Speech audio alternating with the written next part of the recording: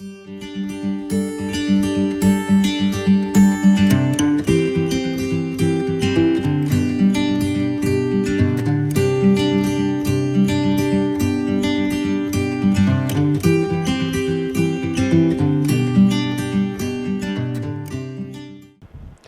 alaikum wa rahmatullahi wa barakatuhu. I'll get on here and I'll start with the session. And I think yesterday onwards we were listening about the zakat and effective management and effective distribution of zakat. And we had very learned scholars and professionals, expertise, people who shared their view how the zakat funds were being collected and effectively distributed. I'm representing here United Welfare Organization. It's an NGO based out of Chennai and spread across Tamil Nadu. And the session is about how to effectively distribute and professionally management of zakat funds, which is matching with our AMP vision and mission. So this is a brief introduction about UNWO. We call it shortly as UNWO, and it started in 2007, and the prime objective is to connect the abd to Allah, slave to the Almighty Allah. So this is the vision and mission, and like what we discussed here, I mean, connecting the needy to the donors kind of things.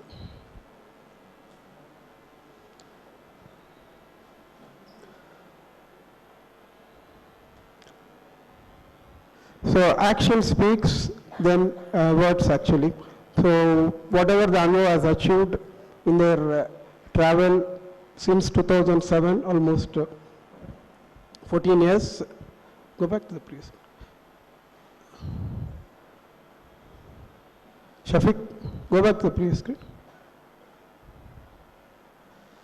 So this, okay.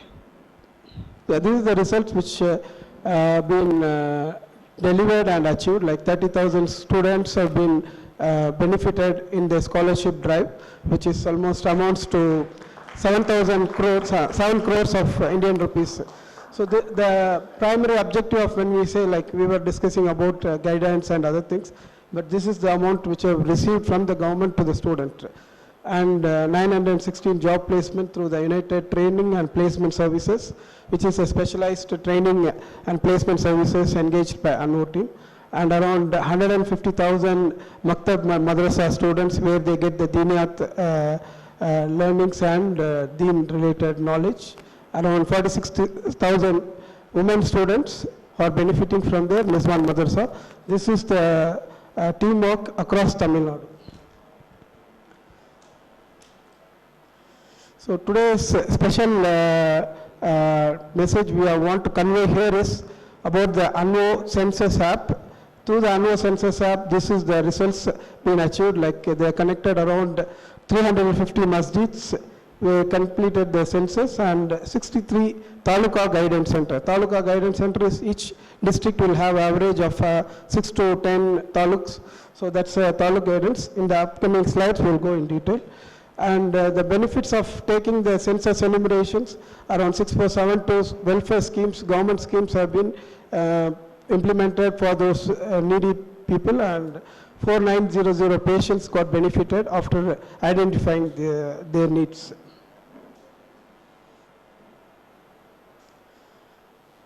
Again here the result speaks. These are all the achievements so far on the like Rehaber we were talking, we can go to Rehaber if you want to invest in crores, or at least we have to go 50 lakhs and above, then only we can go there. But we are talking about small business help where 5,000 rupees to 10,000 or 25,000 is a big investment for them to come out of a basic interest-free loan kind of things. So around 275 families have been identified, and they have been given this support of small business help. Around 263 families who do not have a basic facilitation of toilet, and using the Swachh Bharat scheme, these toilets have been constructed and given to them free of cost. It's a scheme which gives, government gives 12,000 as a subsidy, and beneficiary will be paying 8,000 to 20,000 is the cost of one toilet construction. but UNWO do it freely for most of the beneficiary because they do not have the privilege to pay and construct it. And through the benefits of zakat, they will do this fundings. And housing, go back. 125 housings have been done. This is again PMKVY schemes. The reason we are highlighting the government schemes, the government is having funds for minority development and minority welfares. We have shown the model that we are tapping the government fund. So that's the message we wanted to convey here. We have more funds in the government to tap actually. So that's it. So problem statements, this is the problem we have. I mean, we've been discussing on problems and solutions, but this is based on the field, this real-time report, like we are #1 in below poverty line.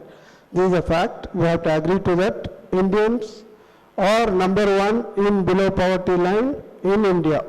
We are talking about all 30 plus states.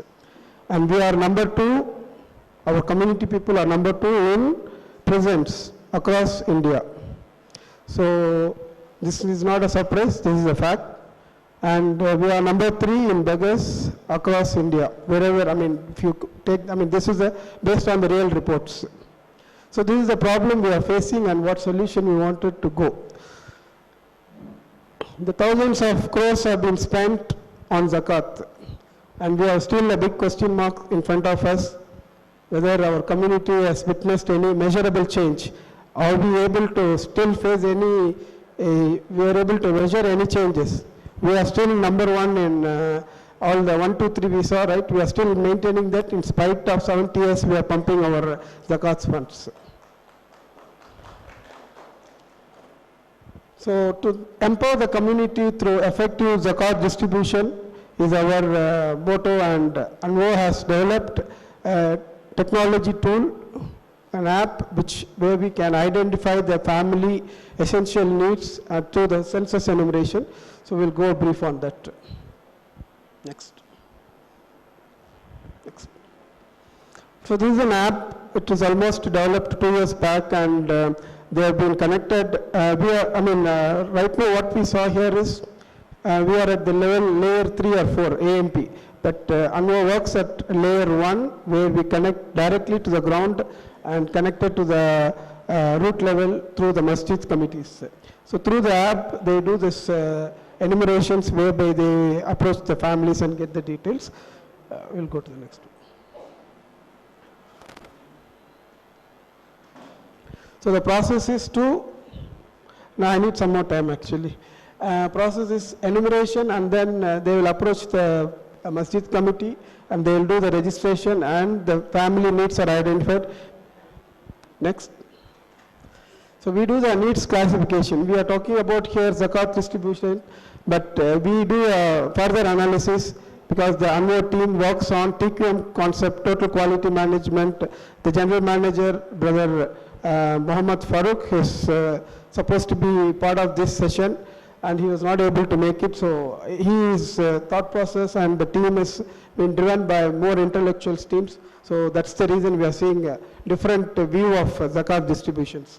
So these are all the classifications when we do the needs identifications, which is government welfare, health, training and placement, education, basic needs and guidance.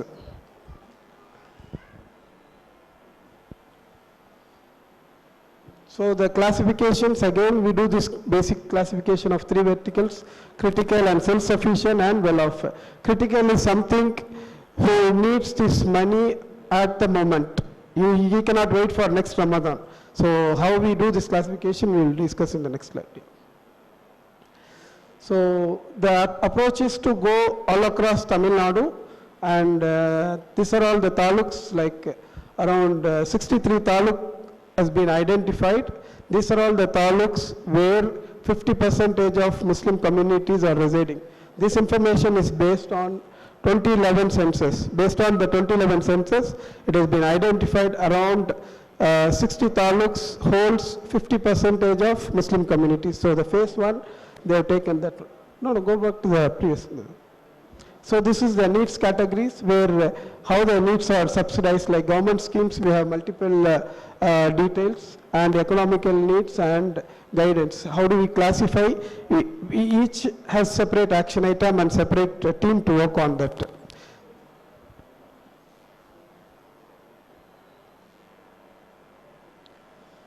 So based on the 63 Taluk guidance, this is the, once we get into the field through the masjid, they will do the census enumeration and they will go to the family, they visit the house. These are all the identifications like various numbers, what we see on medical, guidance, education, health support, and medical insurance card. This is the card which is being provided by the government, where the family members can eligible for 5 lakh worth of medical treatment. So if we can provide them the card, they can save 5 lakh rupees if they go for a treatment. But they are not aware of these cards or going to help them, but they get into debt when they go for medical treatment. So we provide them just a guidance how to get the card. So that's why this 4,158 families, they don't have this card.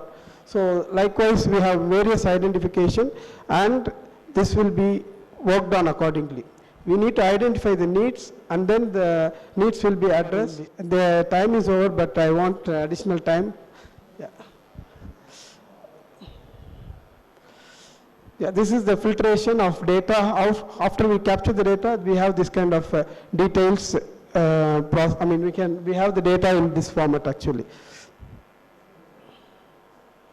Abstracted, the masjid will get a detailed report about their how many lawyers, how many doctors, and how many uneducated people, how many dropouts, how many electricians. They will get the entire detail of their muhalla after complete the survey. So each members will be given an ID card like this, and I think they give me a card. So like this, the card will be given to each family member. So it's kind of ID card concept which has been done after the census. Yeah. So this is based on the census 2011. These are all the districts, and around 58 lakhs Muslims are there. Now we have crossed 80 lakhs. So next.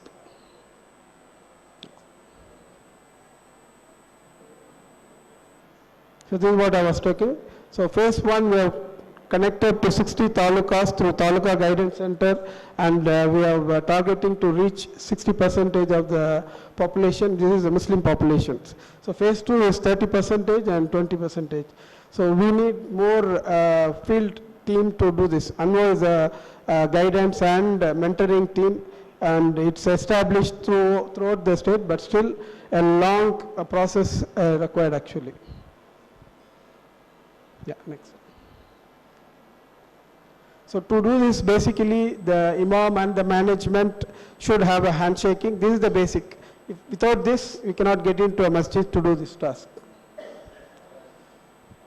So once we have a formal approval letter from the Jamaat to proceed this census enumeration, they will proceed with announcement in Jummah, and then the training will be given for the volunteers in the masjid. Accordingly, the census enumeration will start. The benefits of census enumeration, we will identify the needs, and this is the process. From Tamil Nadu, we have this taluks and districts. This will be connected to an app, and it will be, the app will broadcast to their village, district people living abroad. See, we identified like 100 people, they don't have toilet. But in the same village, somebody will be living in Dubai or Qatar or Singapore or America also. But he may not be aware that in the same village, people are not having basic facilities. So this information will be broadcasted through this app. And there is a broadcast system available. So I think I'm coming to the close of the session. We are at the last slide actually. So this is one slide we wanted to share. One person, I think everybody must be aware of it, Dr. Abdur Rahman Al-Sumayt. This is a contribution he has made actually. So if possibly everybody can take a snap, because this one person has done this many job. So we are going with so much of team, and bigger team is involved. We have masjid, we have Mohalla Jamaat, we have ulamas, we have government schemes, we have sponsors, we have overseas sponsors. Along with the guidance, we can do a bigger achievements. This is what the message we wanted to convey here. Jazakallah khair. Assalamu alaikum wa rahmatullahi wa barakatuh.